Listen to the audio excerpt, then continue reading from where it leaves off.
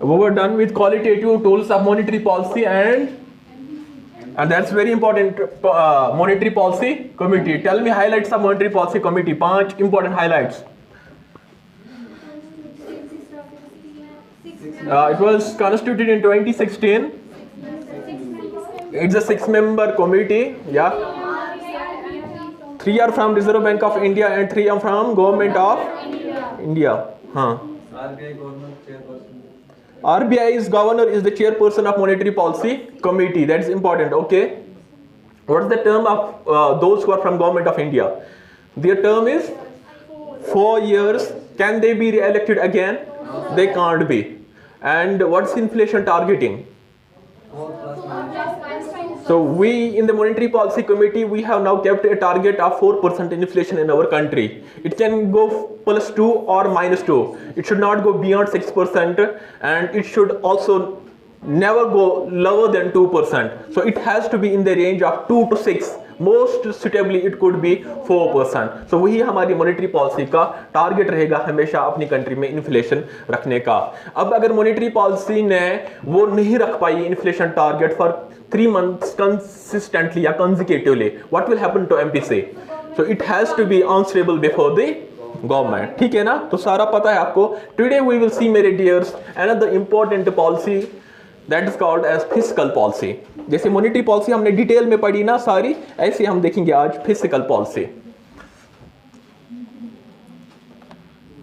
Fiscal policy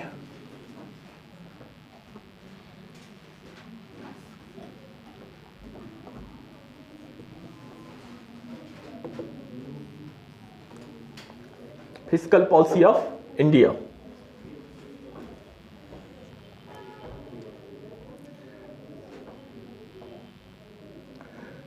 So, मेरे dears, have you heard about fiscal policy? Huh? Adil, what is fiscal policy?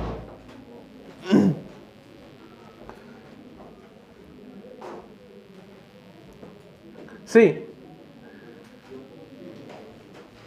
पहले एक important point आप याद रखोगे.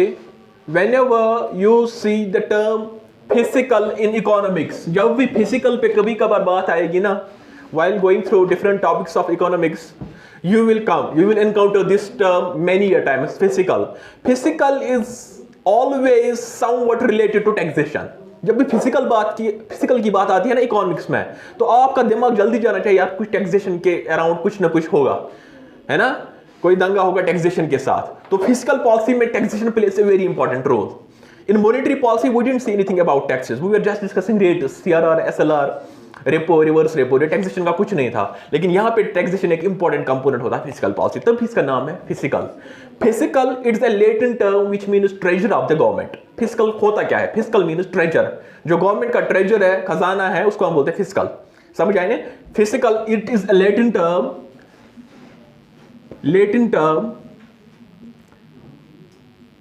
derived from a Latin term which means, जिसका मतलब है treasure of the government. तो मेरे डियर्स, जैसे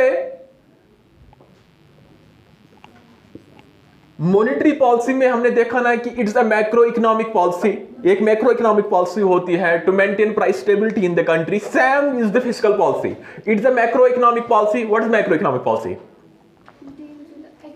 शाबाश, very good. Macroeconomic policy means macro means large aggregate that affects the economy as a whole. ये किसी पर्टिकुलर सिटी को इफेक्ट नहीं करेगी, ये पर्टिकुलर स्टेट के लिए नहीं है, ये सारी इकोनॉमी के लिए. ये एक एग्रीगेट कंसेप्ट है. We discuss this in macroeconomics.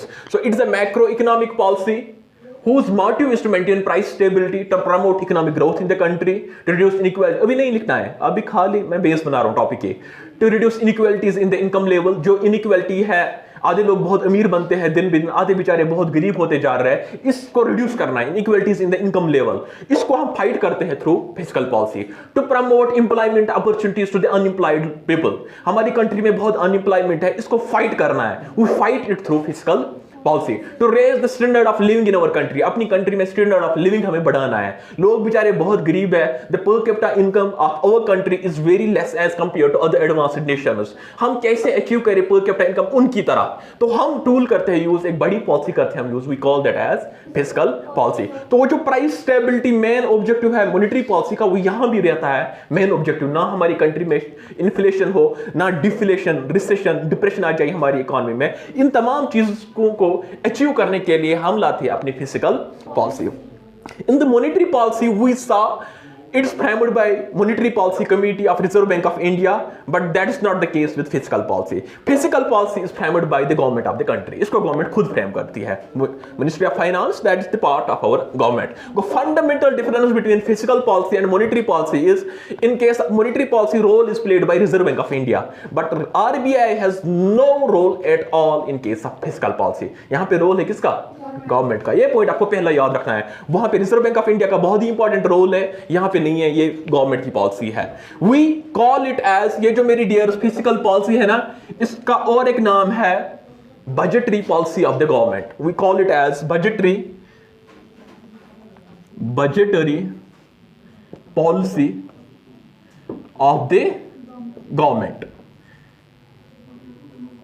या और इस it's also known as revenue and expenditure policy of government, या इसको बोलते हैं revenue and expenditure policy of the dears. It's also known as revenue and expenditure policy of the government. तो मेरे dears, ये जो बजटरी है ना, डिटेल में मुझे लिखाने हैं, थ्योरी लिखाने हैं, खाली अभी डॉट्स आप याद रखिए। पढ़ना क्या है फिजिकल पॉलिसी में, पढ़ना क्या है, इंट्रोडक्टिव।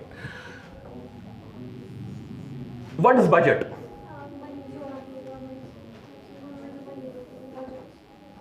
तो बजट कब पास हुआ? 2023 का रिसेंटली, हम मुझे भी याद है कब। तो बजट पास होता है मेरे डियर्स ऑन 1 Feb, है ना, एंडिंग मार्च 1 Feb से अब बजट पास होता है। इकोनॉमिक सर्वे एंड बजट पहले हुआ करता था on the 1 April, ending March session complete होता था फाइनेंशियल ईयर, फिर अप्रैल में, या एंडिंग फैब। अब हमने चेंज किया, 1 Feb पे ही आता है हमारा बजट।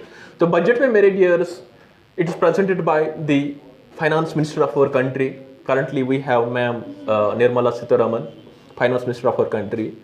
तो वो उस बजट में मेरे डियर्स अपने टारगेट्स दिखाती है। What is the planning of our country for this year, हमें किस सेक्टर में कितना खर्च करने का प्लान है। For the health sector we have kept 60,000 crore. For the defence sector our plan is to go for 25,000 crore. Education sector would be our priority, हम बहुत खर्चा करेंगे एजुकेशन पे। वो सब कुछ वो बजट में बोलती है। तो फिर उस पर इकोनॉमिस्ट एनालिसिस करते हैं, थोड़ा बातचीत रहती है, डिस्कशंस रहते हैं, टेलीविजन पे बोलते हैं क्या क्या पॉजिटिव्स है हमारे बजट में, क्या नेगेटिव्स रहे, कौन कौन से सेक्टर्स इग्नोर किए गए। तो गवर्नमेंट अपना प्लान दिखाती है, मुझे एक्सपेंडिचर्स कहाँ पे करनी है। समझ आई ना? तो ऐसे ही आपका पापा बोलता है in the beginning of every year, इस साल हमारे प्लान्स ये है अपनी फैमिली में। भाई बड़ा है, इसकी शादी होनी चाहिए इस साल, ये एक बड़ा प्लान है। हमें वो वहाँ पे ज़मीन का वो इशू है, वो भी सेटल होना चाहिए इसी साल में। और यहाँ पे ये शॉप 2 है, इनके ऊपर और 2 शॉप्स बनाने, ये भी रहेगा हमारा प्लान। वो ये एक्सपेंडिचर आपका पापा दिखाता है। ऐसे ही निर्मला सीतारमन बजट में बोलती है गवर्नमेंट के ये प्लान्स है। हमें कश्मीर को कनेक्ट करना है विद रेस्ट ऑफ इंडिया, वहाँ पे खर्च आ रहा है इतना, तो वो हमें करना है ज़रूरी। रेलवे लाइन वहाँ पे लेनी है, हमें बॉर्डर्स पे फोर्सेस के लिए ऐसे हाईवेज बनाने हैं the way China is making, उस पर इतना खर्चा आएगा। So everything is discussed bye the finance minister in the budget. समझ आइए? So that is the expenditure part. अभी तक पापा बोल रहा था एक्सपेंडिचर यहाँ पे हो जाएगा। सेकंड बोलता है फिर पापा रेवेन्यू कहाँ से आएगा, पैसा कहाँ से आएगा फैमिली को। तो वहाँ पे वो बोलता है भाई को, आपको तो शादी हमें करनी है, लेकिन आपके लिए भी एक टारगेट है, आपको बहुत मेहनत करनी है। आप पैसे कमा के लाओ, प्राइवेट में काम करो, कहीं पे भी करो, थोड़ा सा पैसे आप भी बचाओ। 1 लाख आपके तरफ से आना चाहिए फैमिली को। बेटी होगी, उसको भी बोलता है आप भी अपनी तरफ से थोड़ा मेहनत करना, आप इतना ज़्यादा खर्चा करते हो, उन पर थोड़ा आपको रोक लगानी है, क्योंकि हमारे प्लान्स बड़े हैं। क्योंकि देखता है पापा रेवेन्यू कहाँ से आएगा।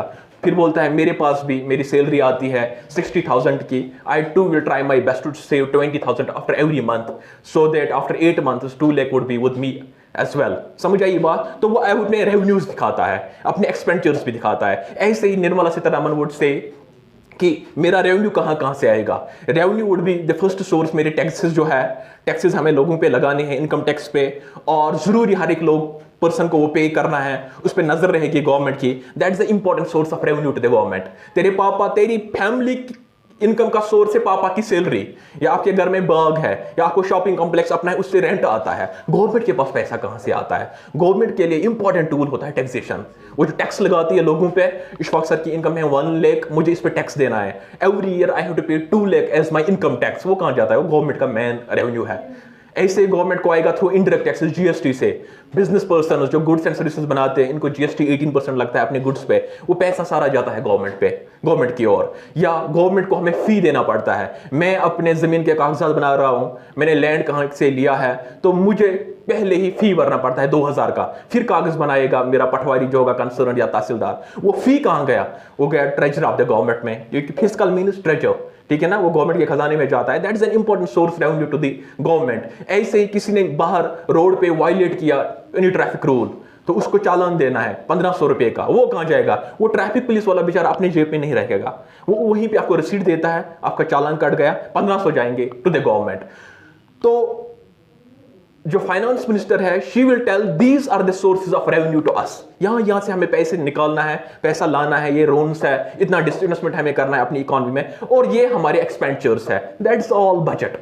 वही मेरी फिस्कल पॉलिसी है मेरे डियर्स, क्योंकि it is also known as revenue and expenditure policy of the government. Physical policy में हम दिखाते हैं कि मेरा रेवेन्यू कहां से आएगा मेरी गवर्नमेंट के लिए, और मेरे खर्चे कहां पे मुझे करने हैं, एक्सपेंडिचर्स। मुझे अपने रेवेन्यू एक्सपेंडिचर्स, अपने इंप्लॉइज पे इतना खर्च करना है, लोगों को इतनी सब्सिडीज देने हैं, इतने हॉस्पिटल्स मुझे बनाने हैं, इतना टारगेट है, इतने इंजीनियरिंग कॉलेज हमें इस साल बनाने हैं, और यहां से मुझे कैपिटल एक्सपेंडिचर्स करने हैं, इतने एयरपोर्ट्स, इतने रेलवे लाइन्स लगानी है, हाईवेज बनाने हैं। ये सारे एक्सपेंडिचर्स एंड सारे रेवेन्यूज जो होते हैं, these are all discussed in physical policy. So in physical policy we don't study about those rates, repo rate and all. यहां पे हम देखते हैं expenditure and revenues of the government. Expenditures कहां पे होंगे, रेवेन्यू एक्सपेंडिचर, कैपिटल एक्सपेंडिचर, सारे भी डिटेल में हो जाएंगे, डिटेल डिस्कस। और टैक्सेशन के क्या क्या टूल्स गवर्नमेंट यूज करेगी, डायरेक्ट टैक्सेस के, इनडायरेक्ट टैक्सेस के, या अगर गवर्नमेंट को बारो करना पड़ा, कहां से ये लोन्स लाएगी, कहां से ये लोन्स देगी, वो सारा डिस्कस होता है कहां? फिजिकल पॉलिसी में। That is why we call it as revenue and expenditure policy of the government. समझ आई यहां तक बात? I hope you got it. आप लिखो, it's a macroeconomic policy, it is a macroeconomic policy